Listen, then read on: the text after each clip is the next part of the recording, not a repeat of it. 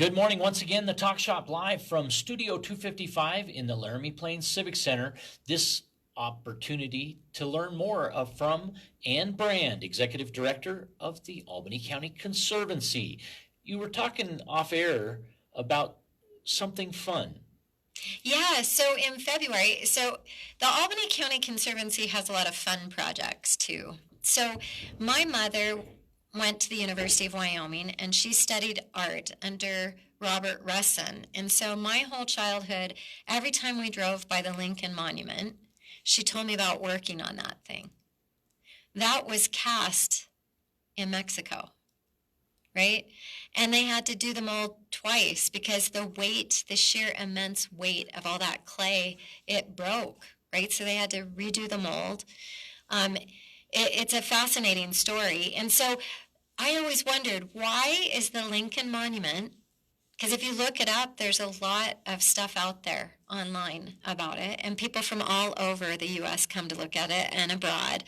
Why isn't it on the National Historic Register? And that gets to, in Wyoming, we just assume somebody else is going to do that. And that's what I think happened to the Lincoln Monument, right? Like, we got it up, but isn't somebody else going to do all that paperwork? So when I got so focused through Railtie on Ames, I'm like, why isn't the Lincoln Monument on the National Register of Historic Places?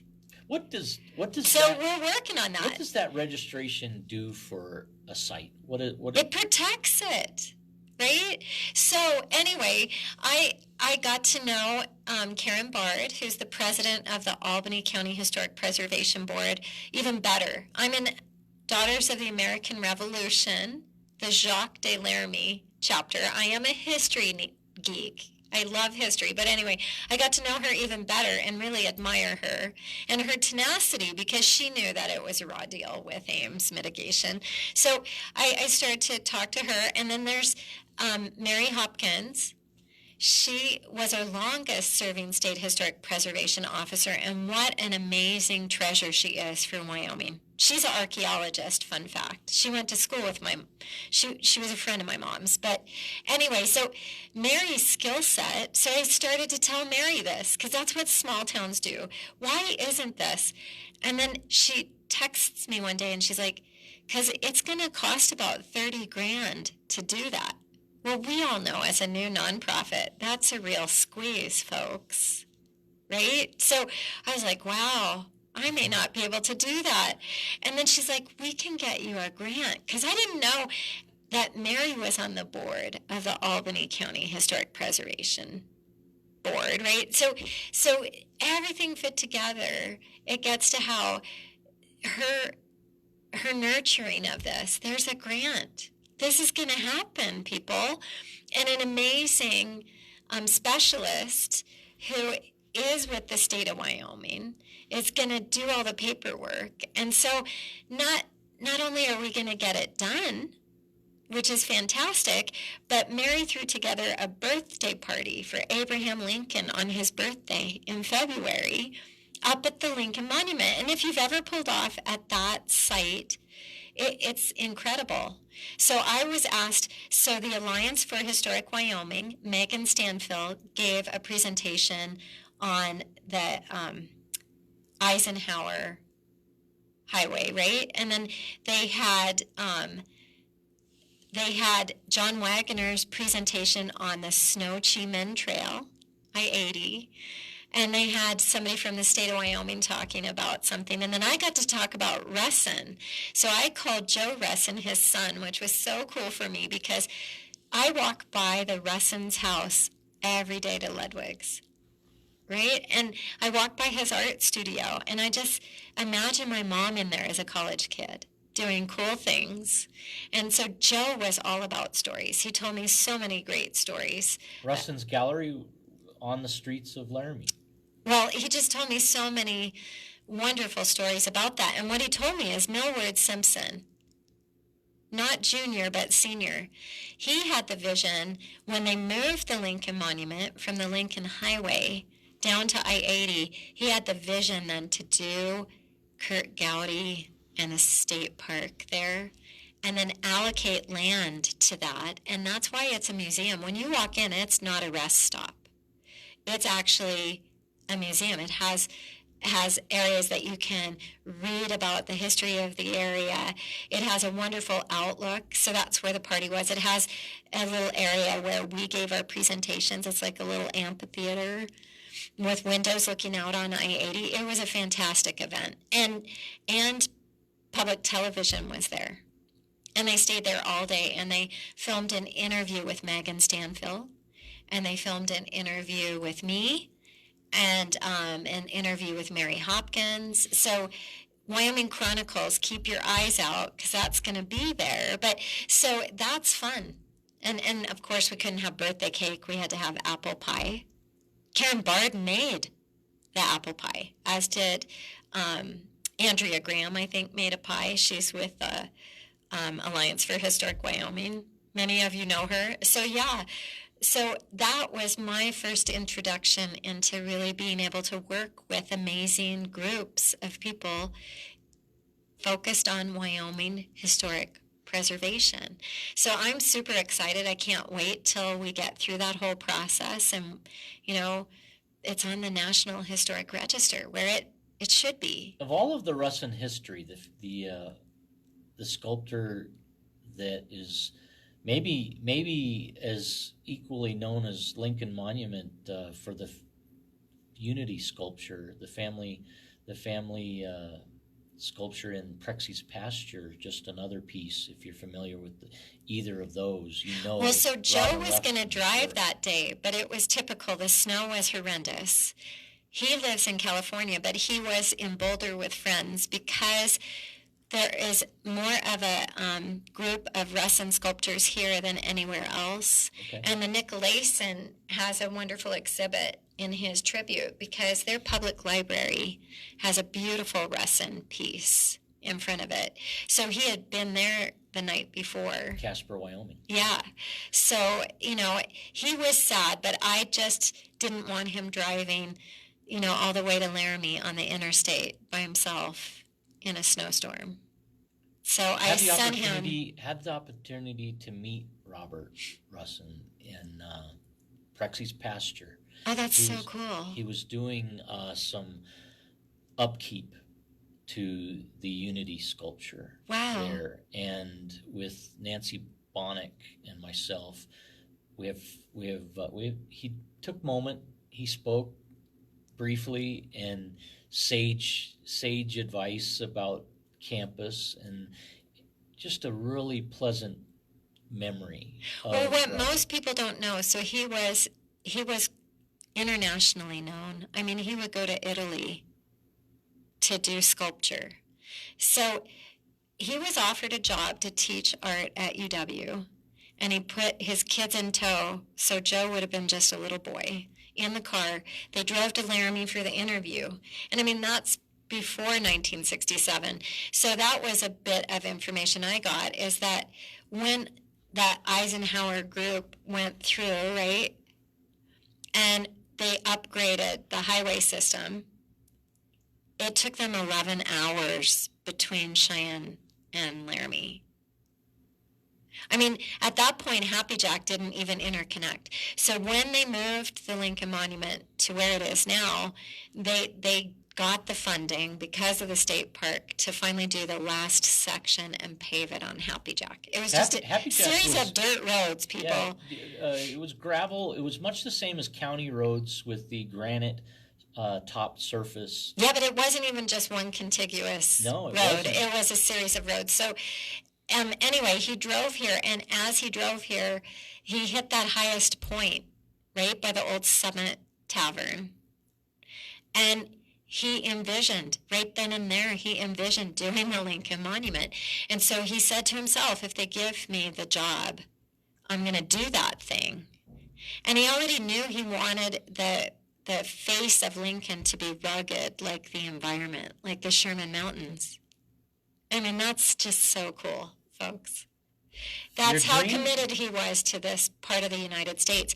He just thought it was awe-inspiring, and he knew he needed to put that Lincoln head right there. What's the mission? And then he funded it. What's the mission of the Albany County Conservancy, and how does this Russin story fit into that for you? Oh, so the mission of the Conservancy is to preserve, protect, and promote habitat, historic sites, and wildlife. So this fits right in there, right? Because I need to preserve what makes this part of our continent so incredible. And so the whole play between the historic art piece and its environment fits so well together. That is like a glove. So that definitely fits within the mission of the Conservancy and my passion, and why I thought in 2020 things would get a little quiet for my small business and I could start to do this kind of stuff. I felt like it was my turn to give back. You know, I just went to an Albany County Historic Society presentation yesterday from Rick Ewick. He was the associate director of the American Heritage Center back in the day, and he presented on the airplane, the United Airlines crash in Medicine Bow. He did a wonderful job. There were so many people there, and it just comes full circle how special this part of the United States is, and how special the people are with the Albany County Historic Society Board and the people who show up. We're surrounded with historians in this community, and we're surrounded with, you know, easily 500 historic sites that are just amazing. They're pristine. When you talk about criterion, what needs to be on a historic register nomination or a National Historic Landmark. They hit all the boxes. They hit all the boxes. So this is not the place that you want to put up industrial blight, right? And it's a gateway community. You know, how many people land at DIA? My husband's from Oslo, Norway. A lot of our friends will fly into DIA because they went to UW, but they live in Norway. And they will rent a car, and how will they drive? Will they just take I-25? No. They want to be closer to the mountains. They want to enter Laramie along those foothills of the Rocky Mountains. Think how many people travel I-80 and they see Kurt Gowdy and they see Medicine Bow and they see Pilot Hill. Whole nother cool story, Pilot Hill with airmail, you know, and how austere the environment was, but yet how beautiful and austere. How important is tourism to the state of Wyoming and Albany County? Huge. It's a huge part of our economy, you know, and it's becoming even more prominent. What happens if our 400 plus sites are blighted? I would think that people will go somewhere else. They might go here, but it gets to at what point is enough enough? With 23 industrial wind energy projects in Laramie, Albany, and Carbon County, and people who want to make that 30, 40, I mean, as long as they can make money, this isn't going to go away. Executive order or not, we have to steer it, because that new wind project just popped in my inbox. And how does somebody contact you and the Conservancy? Say they want to get involved, they'd like to support this interest. Maybe they share your passion and they want to be a part of the mission of the Albany County Conservancy. What steps would you recommend that they take? So we have a presence on Facebook. We have a presence on Instagram. I get quite a few messages on Facebook, very few on Instagram. And then we have a website, albanycountyconservancy.org, where you can just immediately reach out. You can become a member instantly by going there. And our email is pretty simple. As a new nonprofit, it all gets acknowledged by the board immediately, and it goes to Albany County Conservancy at Gmail. Not even first name specific. And you can walk right into Ludwig Photography, which has been in my family 120 years. And yes, it's a little complex now because they have Ivinson torn up, but you just park in First Interstate Bank. And that talks about good neighbors in Laramie. They haven't gotten frustrated with anybody using their customer parking, right? Wonderful neighbors. It's the gem city of the plains, folks, Laramie, Wyoming, and we're visiting with Ann Brande, Executive Director for the Albany County Conservancy. We appreciate your time this morning, Ann. Any final comment as we close this segment, brought to us by Perkins Restaurant and Bakery and the Benton Rusty in downtown Laramie? Yeah, this is an exciting time for me. I don't consider it any more challenging than any other time. People have always been passionate and they've always advocated for things they care about. And we're in a time where advocacy can make a difference. And that's huge for me because Laramie is a very special place. The University of Wyoming is our only university of higher learning in the state. Land-grant university. Think of all the cultural experiences we have at the university, all the sports events we attend at the university. Think of how close we are to the capital. Think about Medicine Bow National Forest, Kirk Gowdy State Park, Pilot Hill, the Vitavue area. What's special Think about Medicine Bow. We need to preserve this area. I don't know of another place in the United States, and there are many amazing places that have any more historic and cultural site significance than this area in that migratory transportation zone between I-80 and Highway 287. I love when you tell people the significance of the steel bridge between historic downtown Laramie and West Laramie. That's the last standing footbridge across a Union Pacific railroad track in the United States. And when everybody was talking about should we have a 6-story apartment complex in the downtown plaza or not, I went back and looked at how this community pulled together when I was just graduating from the University of Wyoming and put in a lot of financial muscle. Just everybody writing grocery checks to that designation, because Laramie has 2 historic downtowns. We have the original historic downtown in West Laramie, and then we have the slightly newer but historic downtown in downtown, and that's our plaza. That was designated as a historic area. You don't put a 6-story apartment complex right there. You keep your historic integrity, you keep your murals visible, you keep your vibrant access to restaurants and shops available, and you don't want to dwarf that footbridge. It's cool that we have that footbridge. We're visiting with Ann Brande, and we're inviting you back in future programs. Yeah, definitely. And what's happening in West Laramie, I want you to invite those ladies, because that is really exciting, that's going to be a historic district. It gets to how special Laramie City is and the surrounding county. Fantastic conversation with Ann Brande, Executive Director for the Albany County Conservancy.